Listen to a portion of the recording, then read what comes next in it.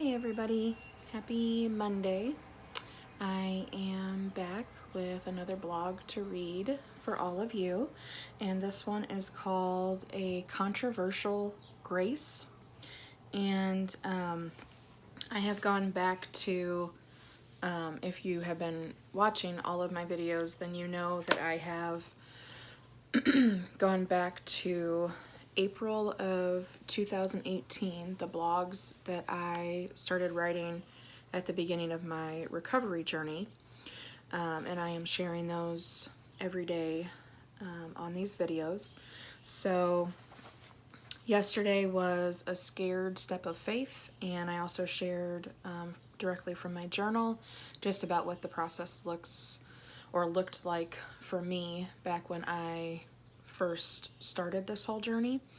And excuse me, today is going to be, like I said, it's A Controversial Grace is the name of the blog, and it centers a lot around a book that my therapist had me read when I first started therapy with her. And so that is this book right here. It's probably going to be backwards, but this is what it looks like, and it is called Lovable by Kelly Flanagan. And it says, embracing what is truest about you so you can truly embrace your life. So this was a great book for me to read at the beginning of this journey, which is probably why she recommended it to me. But it is, I've only read it through, excuse me, sorry, I've only read it through one time. But the way that I read books like this is, I do a lot of, like you can just tell from the section I'm going to read to you today, I do a lot of writing and underlining and highlighting, and I do a lot of journaling off of, like if there's something, this was a hard book to journal on, but a lot of books that I read, if there's something that stands out to me, then I'll write the quote in my journal. And a book like this, I felt like I ended up like writing the book in my journal because there was just so much good stuff in here. But today's blog obviously centers around grace, which is a huge piece of this book, Lovable by Kelly Flanagan, about not listening to the voice of shame, but listening to the voice of grace instead. And so the synopsis for this blog says, excuse me, God has been showing me how to move from listening to the voice of shame to start listening to the voice of grace. The voice that says, God loves me more than I'll ever be able to fathom, and no matter how much of a mess I am, he sees me as worthy and deserving of his love and grace.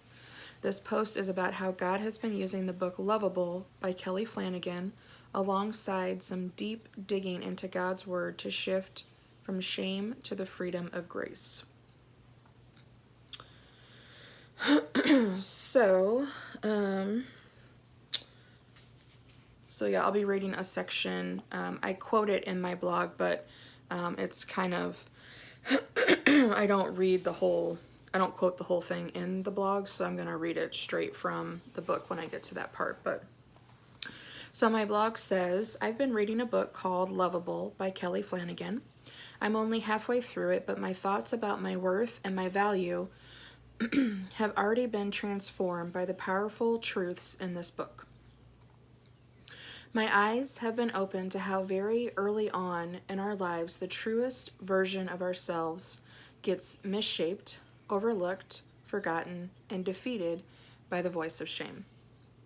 This week, I've been reading in Lovable about how, about how the voice of shame is counteracted inside of us by listening to the voice of grace.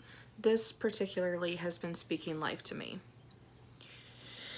And this is, like I said in the blog, about halfway through the book. So this is like already into chapter 11.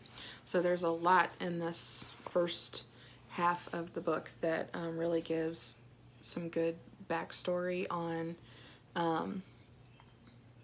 his synopsis of looking at people's lives and the journeys that we go through. He breaks it up into 3 different acts, and then describes what Act 1 is, Act 2, Act 3, and the different pieces of that. So it was very eye-opening for me. But, so yeah, so this is into chapter 11. So, you know, a lot has already been discussed. So this says, when grace has shown you the light underneath your underneath, grace no longer feels like a love you don't deserve. It feels like a joyous embrace of what is truest about you. I used to believe grace was a way of being saved. Now I know grace is a way of being seen. Grace isn't an idea or a doctrine or an escape hatch. It's not a noun at all. Grace is a verb. Grace is a happening. Grace is what happens when that gentle voice inside us and the tender voices around us tell us about the beautiful soul we already are, regardless of how much mess we are covered with. When I was a boy, grace was a word that harbored shame. Now, grace is a word container overflowing with other words like acceptance, worthiness, and embrace. Grace used to be a word that made me want to hide from people. Now it's a word that makes me want to love them. And then he goes on to talk about, what grace might look like for you. And it says, shame is a full body experience, but grace is too. All you have to do is allow it. Let hope take up residence in your heart. Let the tears come. Let the joy swell. Let your relief flutter and perhaps even take flight. Let the weight of a lifetime slide right off your shoulders. So for me, that was at the beginning. I mean, it's still very, this idea of grace being a verb and it not being something that made me harbor shame. So it's still a very freeing idea, but it was extremely eye-opening to me at the beginning of this journey. So my blog goes on to say, I personally have never viewed God's grace or his love as anything but something I didn't deserve. I have prayed countless times, God, thank you for lavishing me with your grace when I am so undeserving of it, and thank you for loving such a wretched sinner like me. Maybe I wasn't paying attention all those years in church as a kid, or somehow have been way off base all this time, but I feel like church is where I learned how to behave as if I didn't deserve anything from God. I knew what his word said about how God loves to give good gifts to his kids, and that we're all sinners in need of a savior, and that his love is unfailing and his grace was unmerited favor, and I was to be eternally thankful for those things. And I was, and I am. But there was still something in my mind that said I will never be worthy enough or good enough to deserve what God has given me. Is that just me? Am I the only one who has felt like all I could ever hope for was to grovel undeservingly at God's feet, hoping and praying and begging that he might see fit to throw me a little crumb? I don't think it's just me. So now to read passages like the one I quoted above, or the one I just read you, felt like taking in a big gulp of fresh air after a lifetime of holding my breath. An oxygen-deprived brain and heart can be slow to receive new messages, and this grace message took me a bit to process, especially since I'm used to seeing and hearing and breathing everything through the fog of shame. However, as God has been reinforcing this new way of viewing grace in various ways, God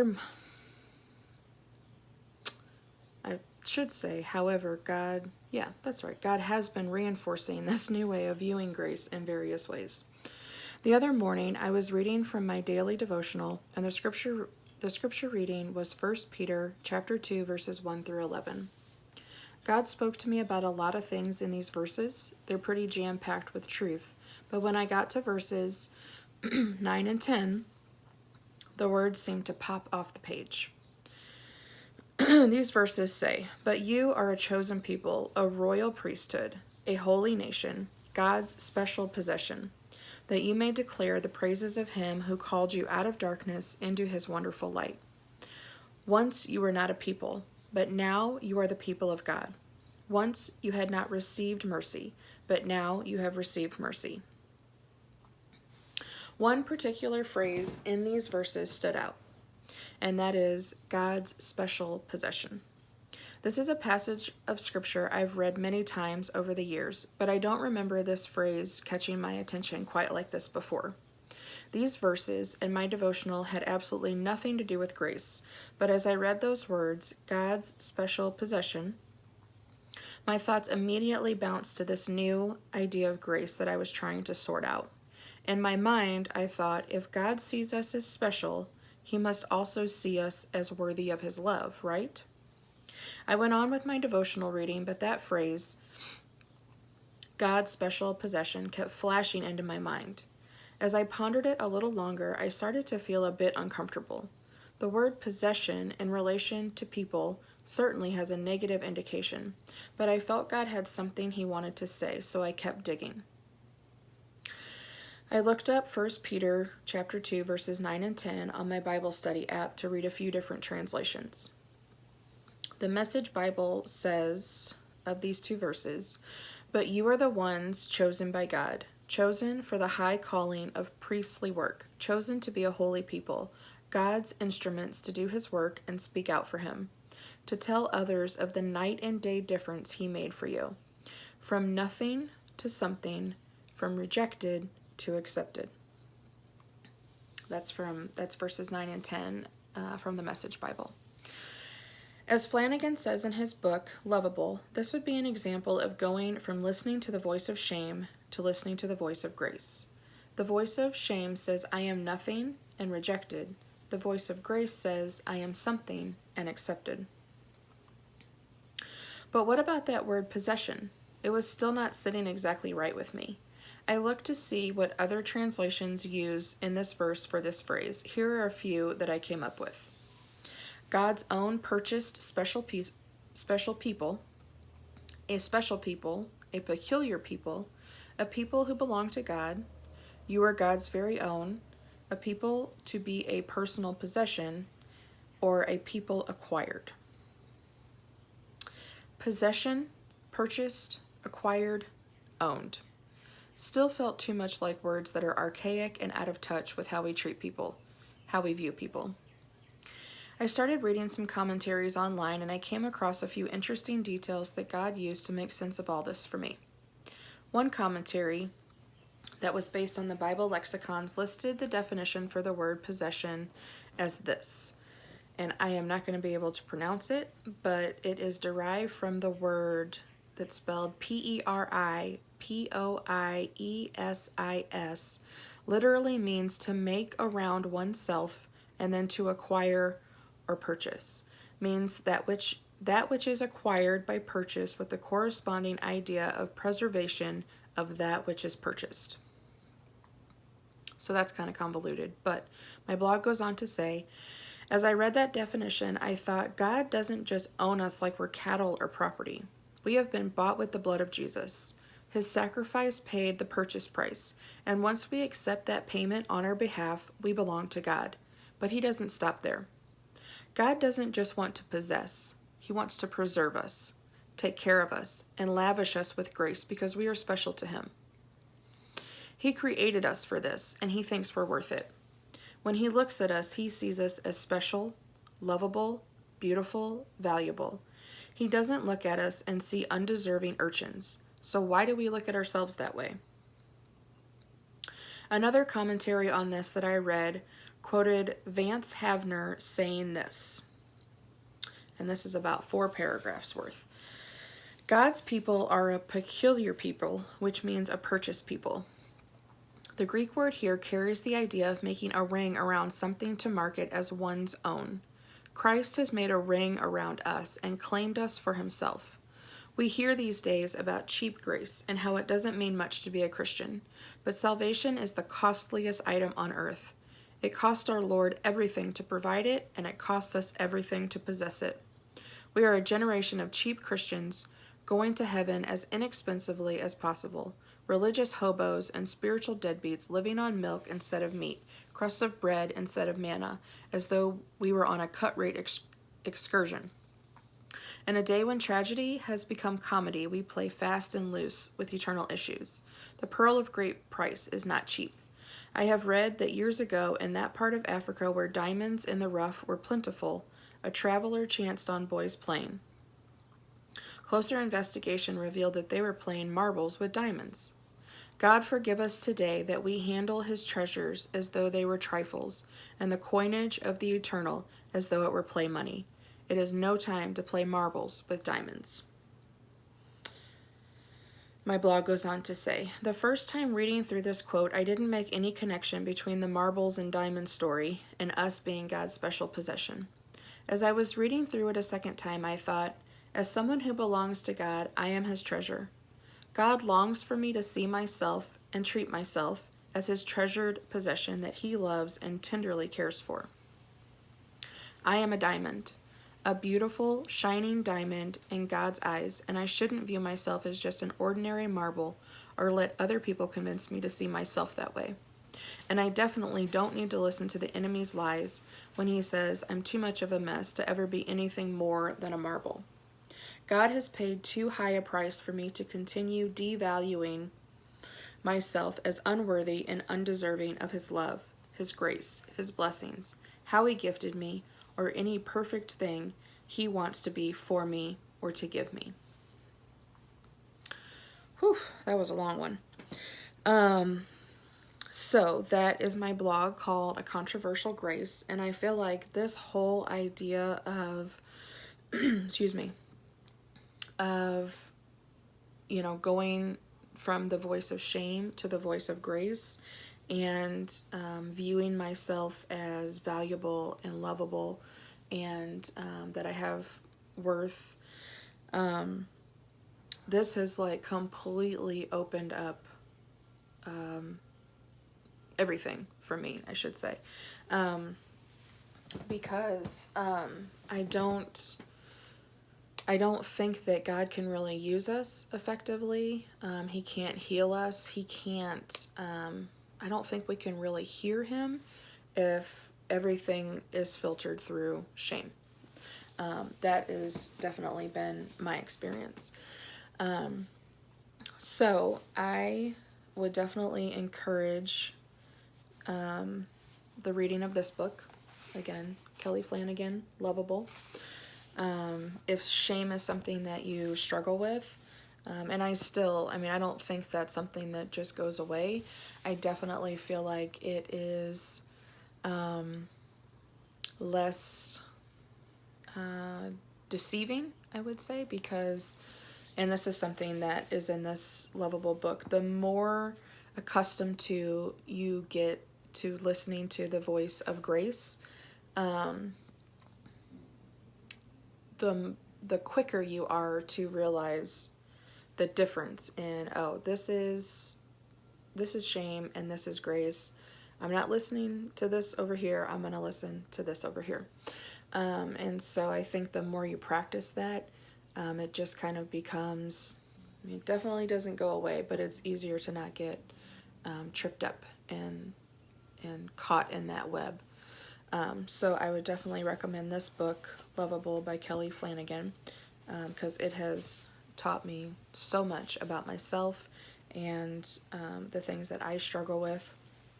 And it goes into more things than just shame versus grace, but you can't really see anything deeper if you're looking at yourself through the eyes of shame. So you kind of have to deal with that first to kind of get that outer layer of scum cleared off, and then you can, drill down from there. So that is my blog on A Controversial Grace, and I will be back tomorrow with believe I'm going to be reading, let me see. Yeah, my blog tomorrow is going to be A Work That Counts, and that is going to be a blog about parenting. So if that's something that applies to you, maybe try and tune in tomorrow for that, or look for the video tomorrow.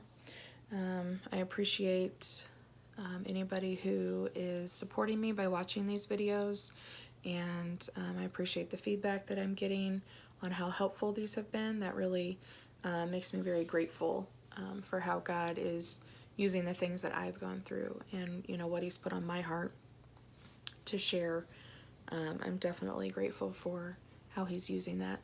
So I will be back tomorrow with A Work That Counts, my blog on,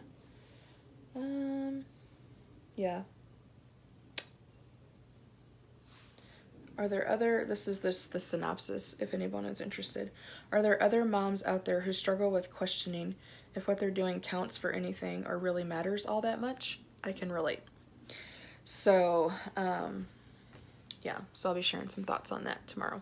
So I hope everyone has a good rest of their day, and I will talk to you all again tomorrow. Bye-bye.